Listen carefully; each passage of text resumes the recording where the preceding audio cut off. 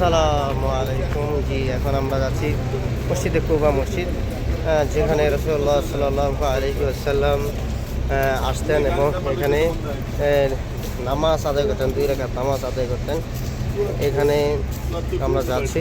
আর কুবা মসজিদের বৈশিষ্ট্য হলো এটি রাসূল সাল্লাল্লাহু আলাইহি ওয়াসাল্লাম যখন হিজরত করে মক্কা থেকে আসেন তখন এটি নির্মাণ করেন। এটাকে প্রথম মসজিদ হিসাবেও আমরা পরিচিত হিসাবে আমরা জানি যে মসজিদে কুবাটা হলো প্রথম মসজিদ।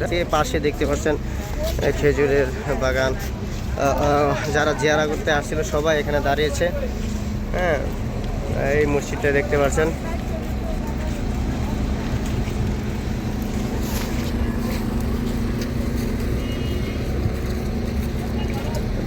পাশে দেখতে পাচ্ছেন খেজুর বাগান। আসলে মদিনাতে অসংখ্য খেজুরের বাগান আছে।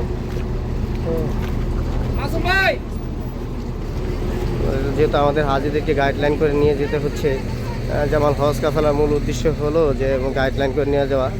একটা সময় পতাকা দেওয়া হতো, এখন পতাকা দেওয়া নিষিদ্ধ। এই জন্য এই যে ব্যাগটা আমরা বলেছি যে একটু উঁচু করে রাখেন, তাহলে আপনারা করতে পারেন। আর খেজুর বাগানগুলো দেখেন, এখন খেজুর ধরনের ছোটো ছোটো খেজুর আমরা দেখতে পাচ্ছি। এইগুলোর মাঝে কিন্তু খেজুর ধরে। আমাদের উমরা যাত্রীবৃন্দকে নিয়ে এই যে আমরা মসজিদে কুবার দিকে যাচ্ছি।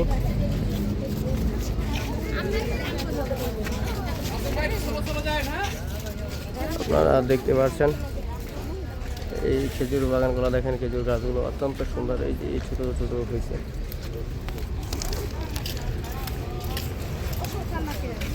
আমরা মসজিদে কুবার খুব নিকটবর্তী চলে আসছি, এই আর কি কথা।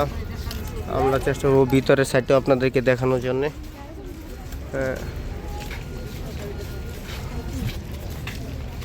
আসলে যখন মদিনা আসি তখন আমাদের যারা প্রথম যে স্থানটি থাকে যারা করার সময় সেটা হলো মসজিদে কুবা। তো তারপরে থাকে আমাদের মসজিদে কেবলাতাইন। এভাবে একের পর এক আমরা সব কিছু দেখানোর চেষ্টা করবো ইনশাল্লাহ। আপনারা দেখতে পাচ্ছেন অনেক যেটা এখানে আছে, তারা মসজিদে কুবা দিকে যাচ্ছে।